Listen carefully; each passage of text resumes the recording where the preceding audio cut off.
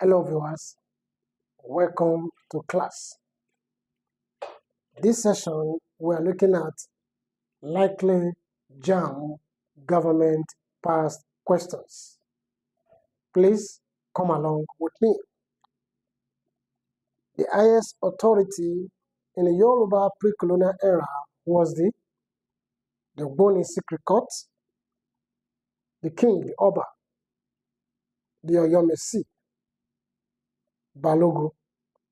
The Balogo is just like a chief, one of the council of chiefs that sit with the king, the Oba. So the highest authority is the Oyomesi. The Oyomesi are the 7 king makers. They are high chiefs. They are the one that sit in installation of a king. And they also have power for the dethronement of a king that goes contrary to the tradition and the custom of his people. The head of the Oyomesi is known as what? The Basharu. This Basharu acted as a regent at the demise of a king, when a king has gone to join his ancestor. Option C. The next question. The philosophy behind Nigerian federalism is, what the question is trying to ask you is, why do Nigeria choose federalism? Why was federalism adopted in the system as a system of government for this country? All right, unity in diversity, sectional development, revisionism, colonial rule. It is because of the multicultural nature of Nigeria. Nigeria is an heterogeneous society, multi-ethnic, multilingual, all right? Different nationalities, different views, different opinions. So to bring this unity together in this diversity, we need a federal system, which started in 1954. Okay? Option A is the correct answer. One of the constitutional requirements for registering political parties in Nigeria is, for you to register a political party, you must, as a criteria given by the INEC, the Electoral Commission, you must have a kind of national spread. When we say national spread, we talk about offices. At least, I think the condition is 2/3 of the 36 states. And that will tell me about 24 states. So you need to have a spread as per offices. You need to have a spread as per membership, registered members. In all this, across this 2/3 majority of the country, even the leadership of such party must have a national coloration. All right? You know, looking at the diversity in Nigeria. So let's see which of these is close or correct as answer to this question. Provision for review of party manifesto, offices in at least 12 states, membership from at least 12 states, national presence in a federal capital territory. Okay? This national presence is of utmost importance. All right? Yes, option B and A and C are part of criteria. Possibly A are part of criteria. But you must have a presence in the FCT, which is the heart, the symbol of unity of the country. D is the answer. The Security Council of the United Nations has permanent members. If you have undergone a lecture or you have read through or listened to a lecture about United Nations Organization, UNO, you know that UNO has 6 principal organs, right? The General Assembly, the Security Council, the Secretariat, the International Court of Justice, ICJ, which is known as World Court, the Economic and Social Council, right, and the Trusteeship Council, okay? Now, the Security Council is the most powerful organ of the United Nations. Why? Because this organ has access to what they call veto power. And with this veto power, they lay sanctions on members, all right? Now, within the Security Council, there are 15 members of Security Council, United Nations, all right? 5 of them are permanent, while 10 are non-permanent. The 10 non-permanent are being elected by the General Assembly every 2 years. You serve for 2 years and there be a new election at the General Assembly. Okay, Nigeria have served there 2 or 3 occasions. Okay, very well. But when we talk about the permanent member, the 5 of them, these are the founding members, the pillars of the organization. We talk about the US, the USSR now being represented by Russia. We talk about China. We talk about UK. And of course, the 5th one is France. Okay? So these 5 permanent members are the ones that make use of the what? The veto power. There have been clamor all along for the expansion of this 5 membership to either 8 or 10. Muammar Gaddafi fought this battle till his death, all right, fighting the superpowers to expand this permanent membership to either 8, 7, 8, or 10. So that's to involve African countries like South Africa, like Nigeria, like Egypt, all right? So 5 permanent members are the one that use the veto power. Option A is the correct answer. The oversight function is performed by the, when it's oversight, it's like checks and balance, okay? In government, the major organ, we have 3 organs of government: legislature, the executive, and judicial.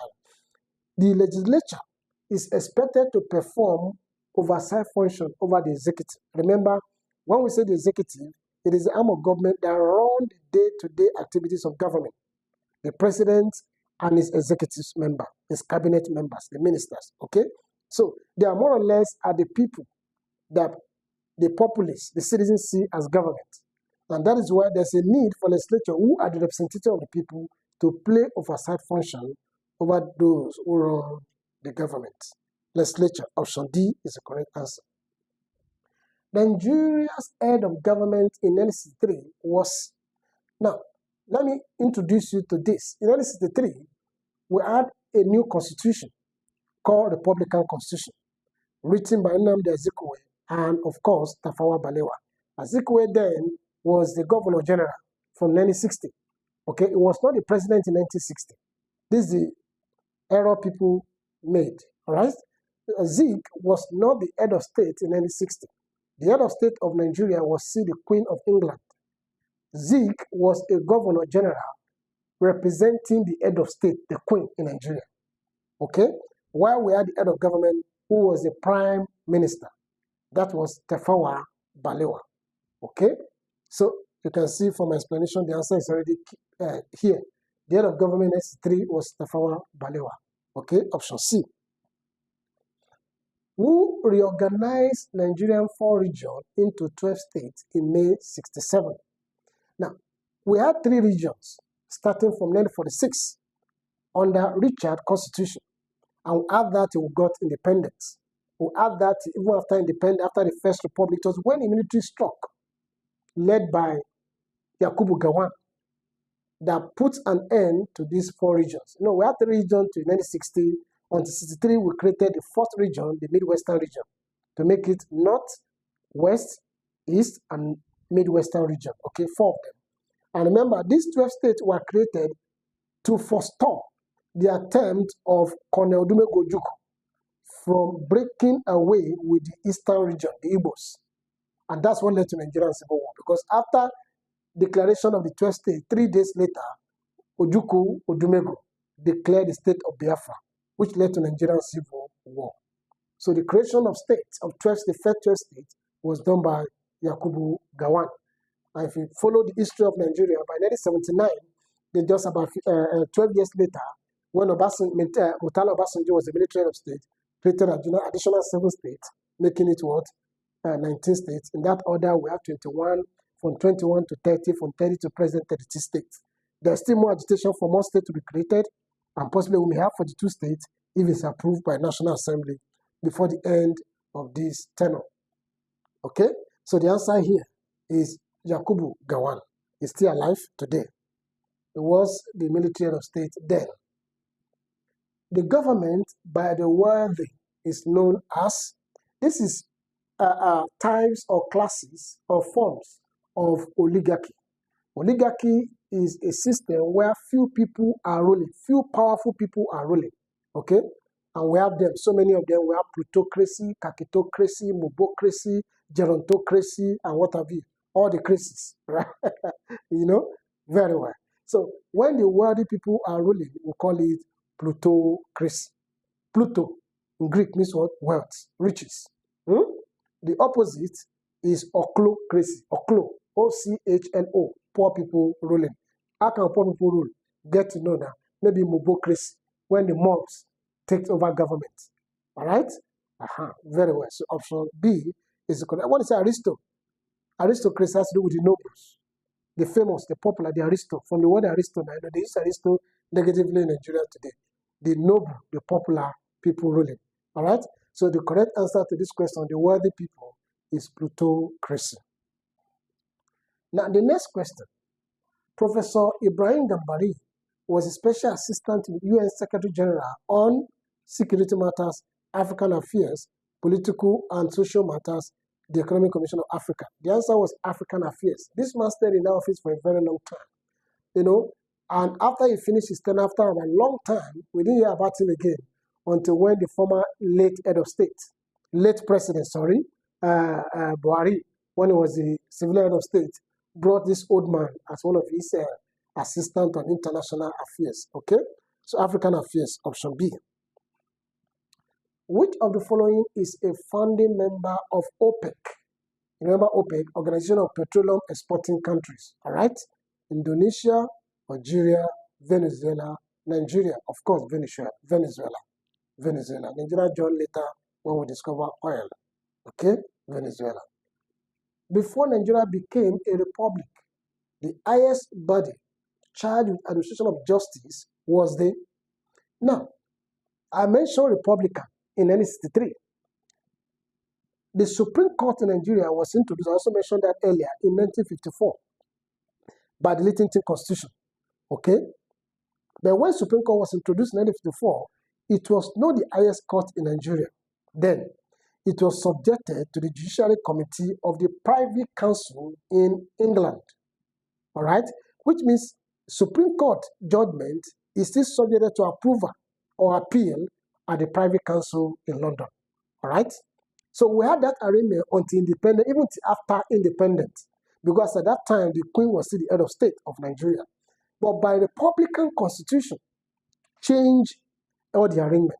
The Republican Constitution provided that the Queen was no longer the head of state of Nigeria, but the president of Nigeria. Okay? So it was at that point, Nnamdi Azikiwe stopped answering the title Governor General. We now call it what? Ceremonial President. Why ceremonial? Because we were operating a parliamentary system of government that provided for what? A prime minister as the head of government. Okay? Now, at that point, the same constitution, the Republican Constitution of 1963, provided that the highest court of appeal in Nigeria is no longer the Privy Council in London, but the Supreme Court of Nigeria. Do you understand it now? In other words, Supreme Court that was introduced in 1954, not as highest court, became the highest court in 1963 by the Republican Constitution. So whatever judgment given by Supreme Court in Nigeria is end and final. No appeal. Very well. So, administration of justice was the before then, that's before 63, before the Republican Constitution. The answer is option C, the Privy Council in London. Okay? A major issue that distinguishes pressure groups from political parties is the, pressure groups and political parties have so many things similar in common. You understand? But the dichotomy between two of them is the issue of going for elections, presenting candidates for election, seeking government office to control government. That is the divergence between what? Pressure group and political parties. As per every other characteristic, there are so many elements in common together, right? So we are looking at the major issue that distinguishes them, okay? Ideology, objective, membership drive, voting pattern. Pressure group has nothing to do with canvassing for voting or for election or seeking government office. Has nothing to do. That is in the purview of the political party. All right? Once pressure group is graduating to that point, it's already moving from being a pressure group to what? A political party. Okay? voting pattern, option D. When Nigeria achieved independence in 1960, the head of state was, I just explained that to you now. The head of state as of 1960, surprisingly to you, was the Queen of England. Azikiwe was just a representative of the Queen, and that's what they called him, a governor general. Just like what we have before 1960, when we have Governor Richard, Long Lugard, Attorney Richard, James Robertson, and what have you. Okay, so Queen of England, option A. After 1945, the demand of African nationalists changed from reform to independence, because the question you need to ask yourself, what is so important about 1945? In 1945, that was the emergence of the creation of United Nations Organization, immediately after the Second World War. And when United Nations Organization was created, when US became the champion, emerged as one of the champions of that war, they don't believe in colonialism. In fact, one of the charter of UN is that the people has the rights, we call it Bill of Rights. The people, the locals, the population has the right to determine their own government. So this gave opportunity to the locals, the nationals, to increase the tempo of their nationalism, of their process against colonization. In other words, decolonialism. Okay? So reform to independence, because the Second World War enhanced colonial rule. No. The Second World War did not enhance colonial rule, rather diminish colonial rule. Because immediately after the Second World War, most of these colonial masters, Portugal, Britain, France, Italy, and what have you, Italy, they were all affected by the war. So concentration was much more on their own countries than their own territories, their own colonies, particularly in Africa. So it did not really enhance, rather it diminished colonial rule. Okay? Colonial rule became less oppressive. Now, in this case, since after the war, Second World War, and the creation of UN, there's now a kind of rights, fundamental human rights. There's now a kind of privileges given to the colonies. You understand? So by so doing, the colonial master became less oppressive. For instance, in the France territory, remember that France colonized 9 countries in Africa, all right? No, so after that war, they had to change their policy from assimilation principle to what they call association principle, which is milder and more encompassing, more cooperative with the blacks, with the locals. Okay, they became less oppressive, option B. Okay, colonial rules was disarray. The Second World War boosted their role. No, the correct answer here, colonial rule became less oppressive, particularly with the introduction of United Nations Organization in 1945, October 24. Okay? The next question. Dash was the method used by the British to facilitate administration of southern Nigeria. Trade association, divide and rule, dialogue, persuasion. Within here in the south, remember in the north, the British government used what they call exclusive proclamation, where instructions are given by the governor to the emir to govern that area on behalf of the British masters, all right? But the masters are down here in the south with the natives, okay? And the only way they're able to capture the native is using that policy called divide and rule. For instance, in the eastern region among the Igbos, since there was no central king like the Yoruba in the west, right? No single person as the head, as a king that can control, as a platform for, getting the people to submissive. They appointed what they call warrant chiefs or warrant officers, okay? So these warrant officers were like friends or in alliance and agreement with the British masters as against and to make the people to be subjective to the authority of the colonial masters. That is divide and rule, option B. Some pre-colonial Nigerian societies are described as stateless because we're talking about pre-colonial. Pre-colonial means before the coming of the whites. Before the coming of the colonial master, we're talking about before 1861. Because they actually come for colonization in 1861. I'm talking about the British. Though the Portuguese came much more earlier, but when they came, they were not here for colonialism. They were here for business, to buy slave trade, okay? For slaves, right? Now, So, the pre-colonial era of Nigeria, some states were declared stateless. Why? When you say a state is stateless, you are saying that there is no structure, formal structure, official formal structure of governance. There's no particular system you can say, okay, this is a system of governance. It was like a state where everybody does whatever, every community does whatever pleases them. You know, there was nothing like a proper aligned structure or system of governance at that point. They had no formal government institutions. They were not independent. They had no definite political boundaries. Their population was too small. The correct answer to this question is A. But some political philosophers will disagree with you.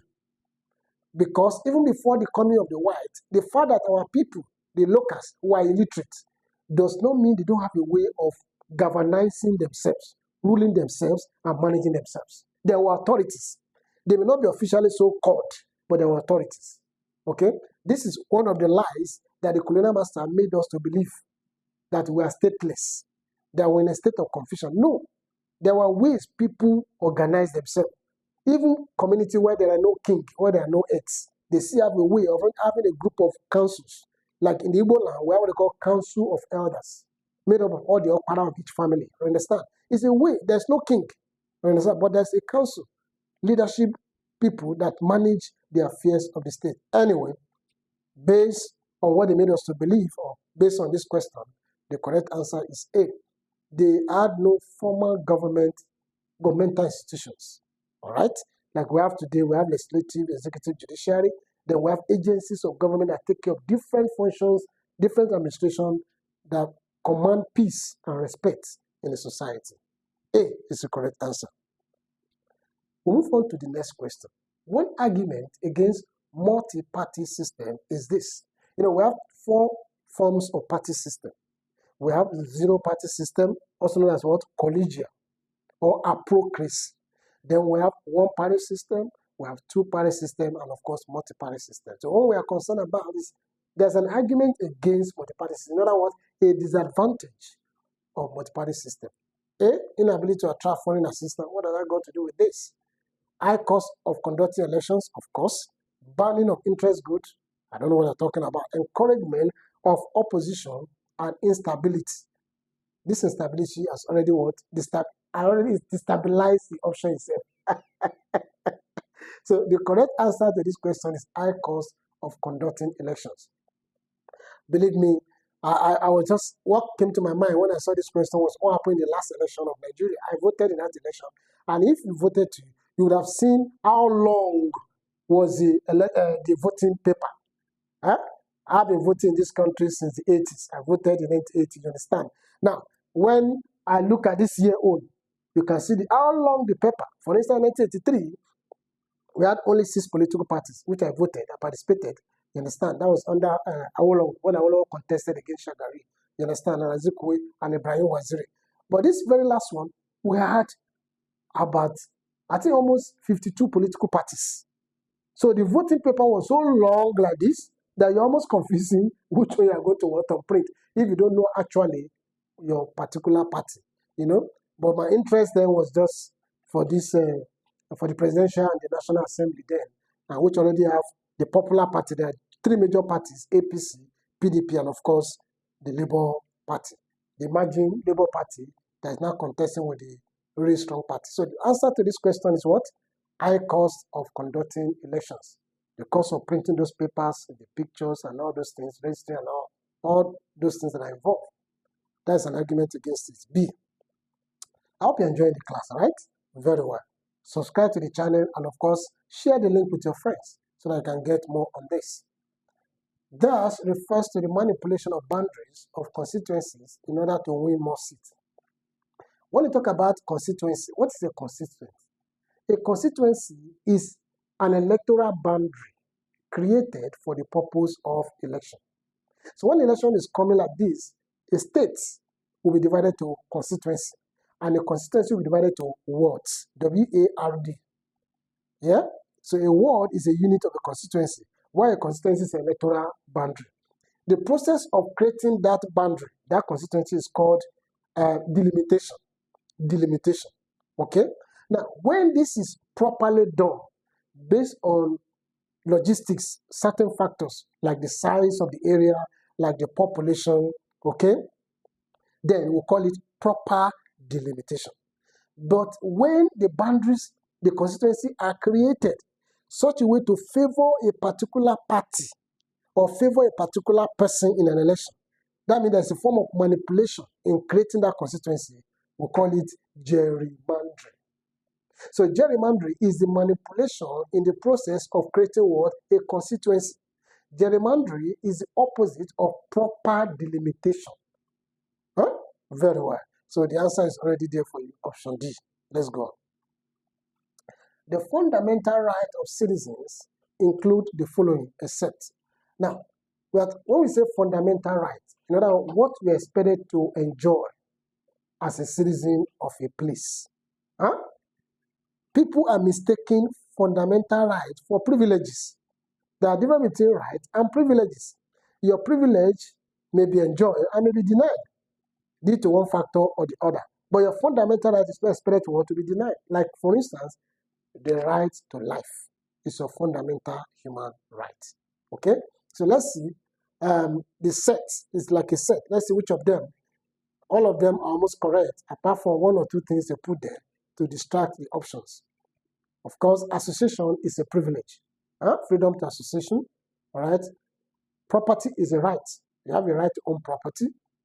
Social security is also a privilege. We don't have anything like that in this country. The other civilized countries, they have what they call social security, like in UK and US, all right? Then, right to life. Wow, that is number one and the most important right for every citizen. Then liberty, of course. The word liberty means right to freedom.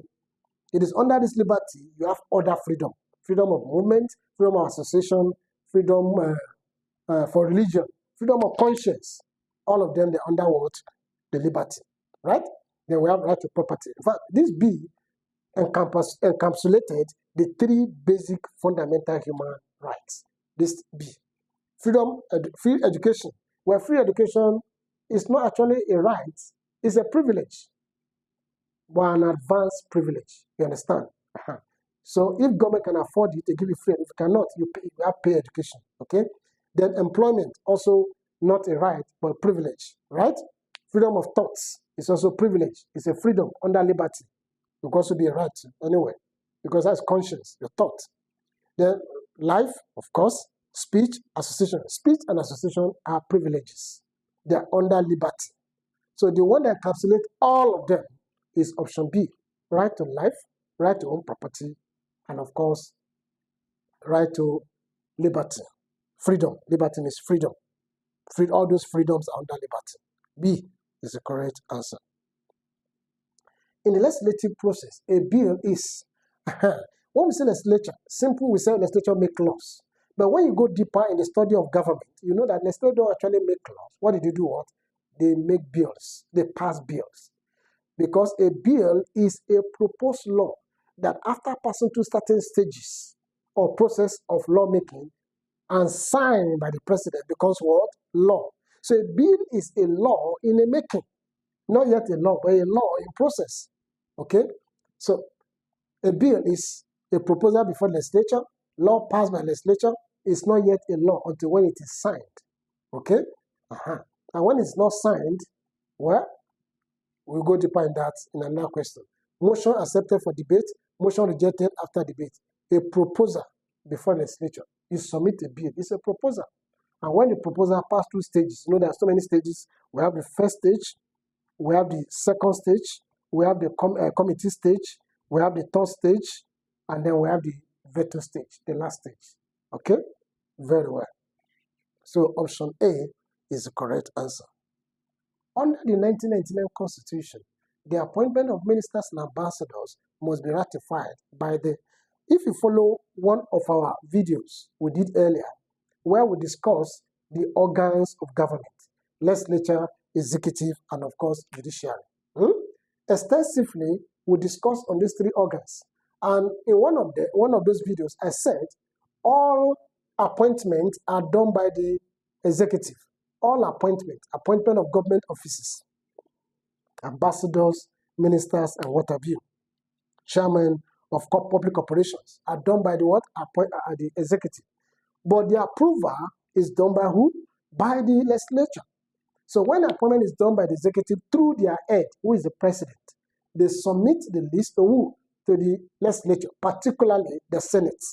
Remember, in the legislative house in Nigeria, we have two chambers, the upper and the lower chambers. So the upper is the Senate, lower chamber is what? Is the Senate. So more is a House of Rep. So most of the approvals to appointment of the executive are done by the Senate, which is the upper chamber of the legislature. So the answer for this question is option A. Okay? Now we'll go to the next question.